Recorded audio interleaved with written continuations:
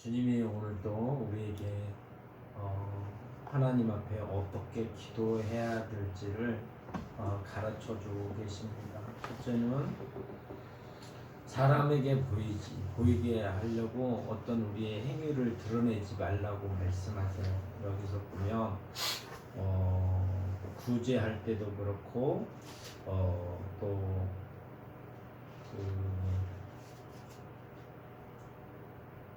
구제할 때도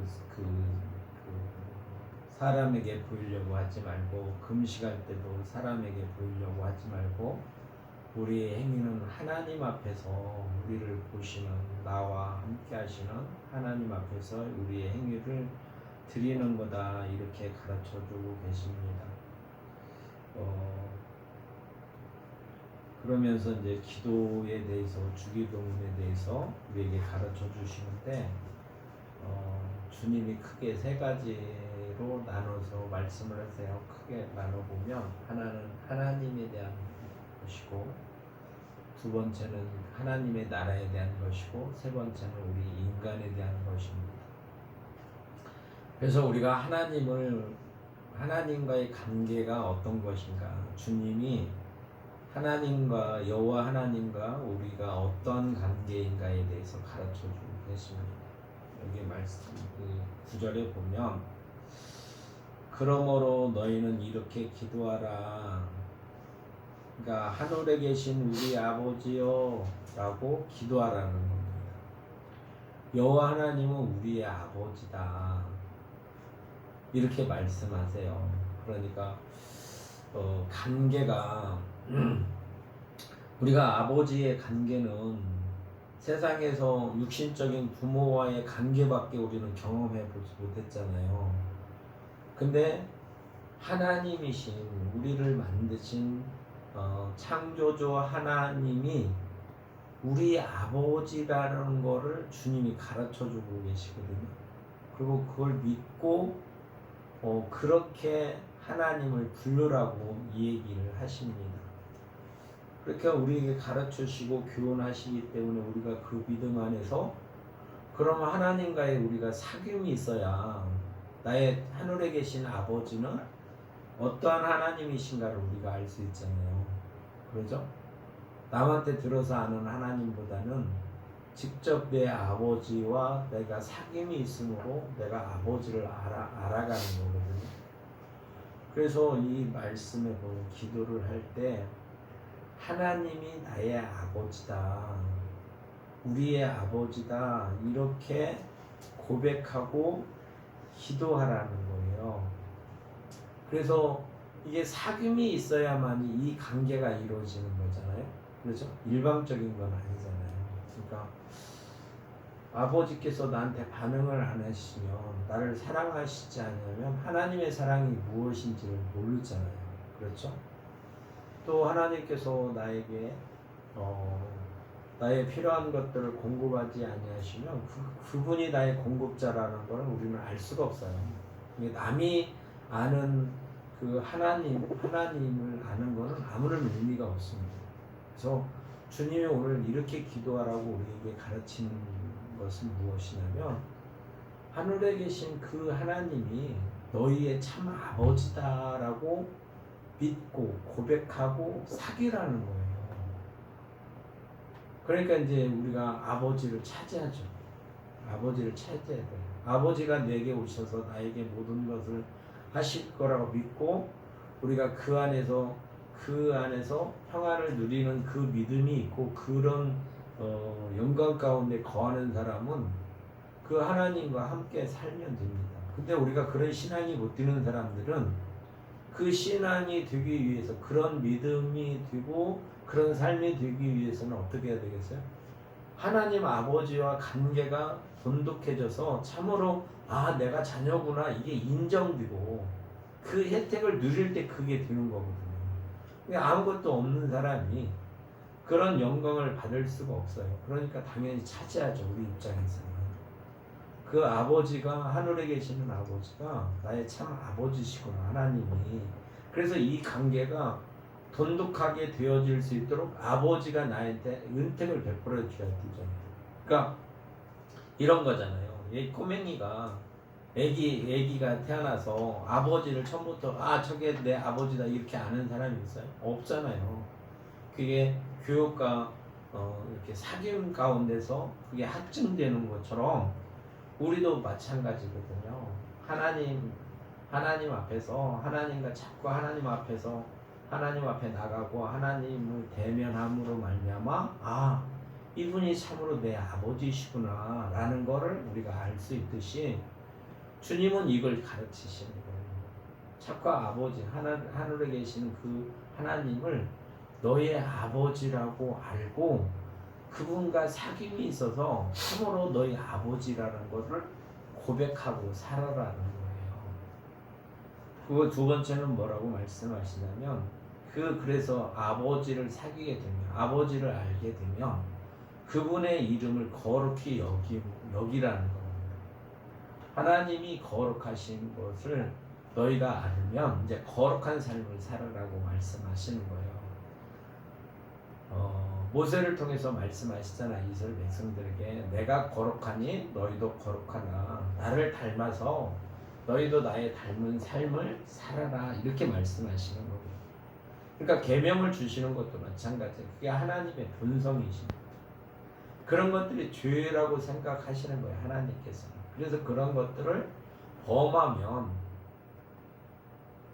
하나님의 본성에서 거슬리는 것이기 때문에 너희가 그걸 하지 말라 이렇게 계명을 주시는 거예요. 그러니까 그렇게 말씀하시는 이가 거룩하시기 때문에 계명도 거룩한 거거든요. 그래서 우리가 하나님과 사귐이 있으면 당연히 우리가 하나님의 거룩함을 드러내면서 살 수 있는 거예요.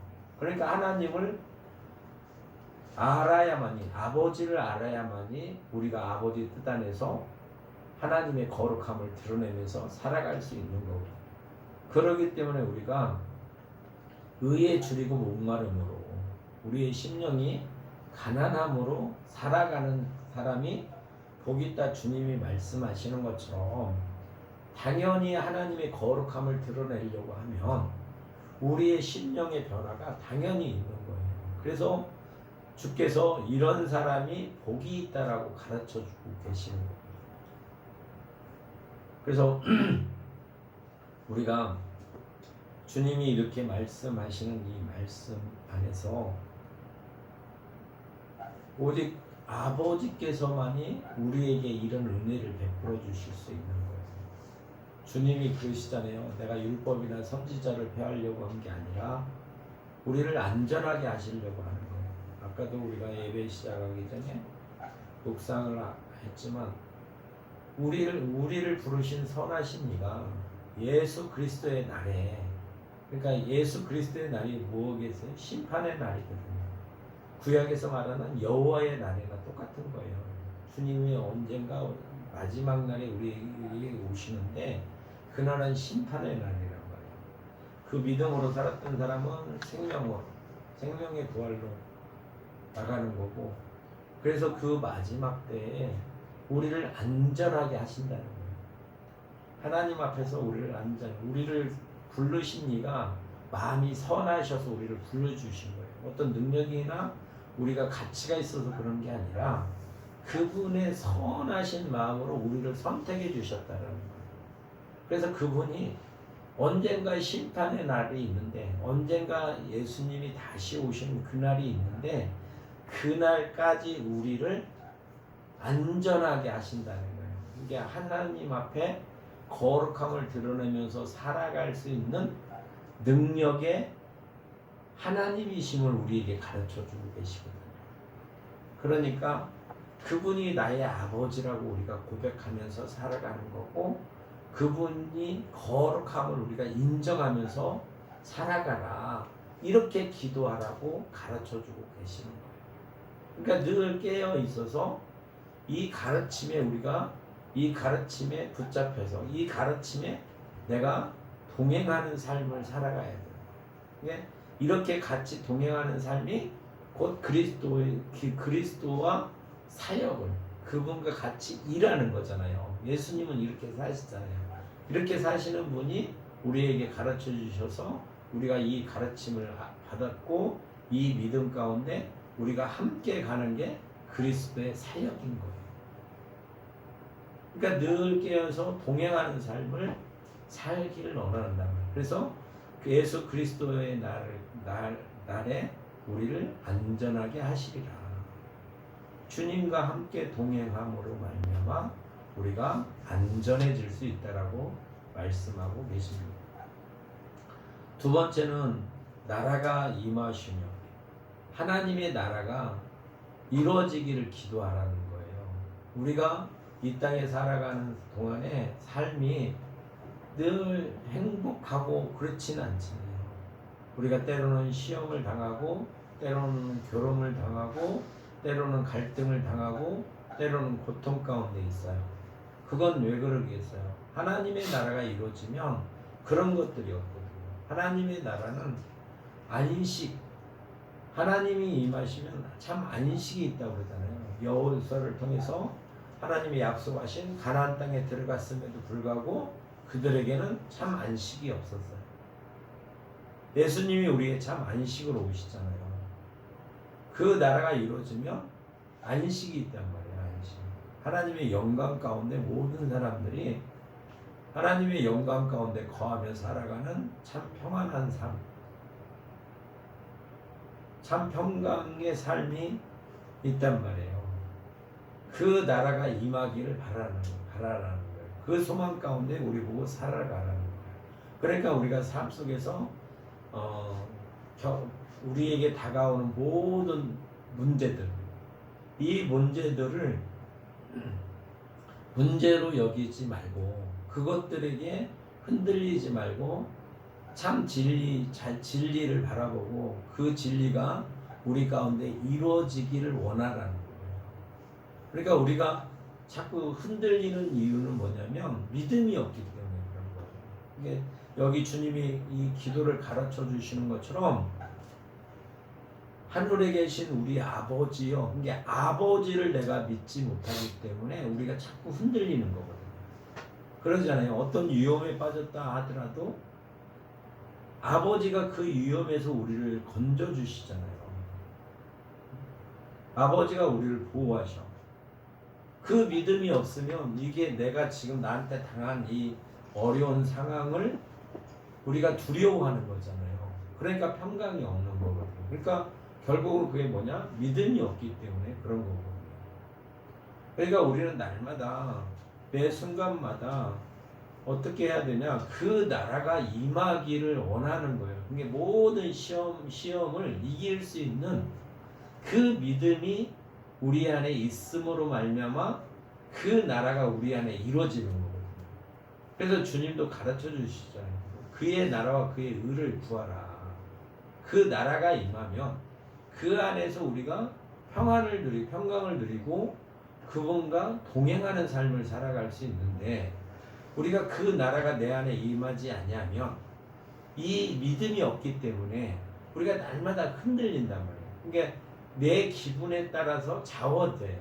그러니까 범사에 감사할 수가 없는 거예요. 아버지를 믿어야만이 우리가 범사에 감사할 수 있어요. 그러니까 때로는 슬픈 일도 있고 때로는 괴로운 일도 있고 때로는 핍박받는 일도 있고 어려운 환경 가운데 처해질 때도 있어요. 그럼에도 불구하고 우리가 범사에 감사할 수 있는 것은 하나님이 내 아버지라고 믿음 가운데서만이 그게 가능한 거예요. 그래서 그 믿음 가운데 있는 사람이 그의 나라가 임한 사람들이란 말이에요. 이게 연관이 됐어요. 그의 나라가 나 안에 임하면 주님 하나님 아버지께서 다스리시는 그 나라가 내게 임하면 이런 것 때문에 이 환경으로 우리가 마음이 흔들리지 않는다는 거예요. 진리가 우리를 자유케 하신다는 거예요. 이게 범사에 감사할 수 있다는 거예요. 항상 어떤 일을 만나도 기뻐할 수 있다는 거예요. 왜? 아버지와 나와 함께 하시고 아버지 나라 안에서 그의 통치가 내 안에서 이루어져 있기 때문에 우리가 범사에 감사할 수 있다라고 우리가 고백할 수 있다는 거예요. 그러니까 이 신앙으로 우리가 되어지기를. 그래서 하나님 앞에 안전한 자로 서기 위해서 이렇게 기도하라고 가르쳐주고 계세요. 그러니까 기도는 하나님 아버지를 통하여 그의 나라가 이루어지는 겁니다. 그의 나라가 이루어지는 겁니다. 그러니까 주님도 그러잖아요. 먼저 그의 나라와 그의 의를, 그의 뜻을 구하라, 이렇게 가르치시는 거예요. 그러니까 이 기도만 해도 돼요. 우리의 마음을, 아버지가 자녀의 마음을 알듯이, 엄마가 아들의 마음을 알듯이 이렇게 기도하면 되거든요. 그래서 이 기도를 통하여 우리가 변화된 삶 가운데서 하나님을 거룩히 여기며 살아갈 수 있도록 기도하라는 거예요.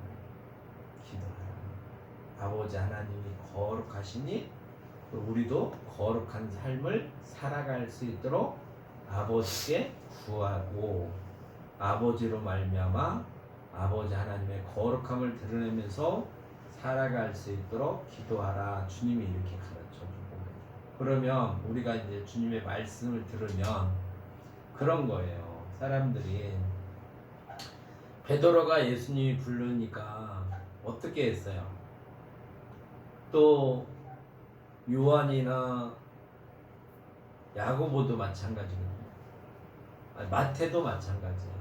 예수님의 제자들이 예수님이 부르시면 어떻게 했어요? 그들의 행동이 즉시 예수님을 따라갔어요.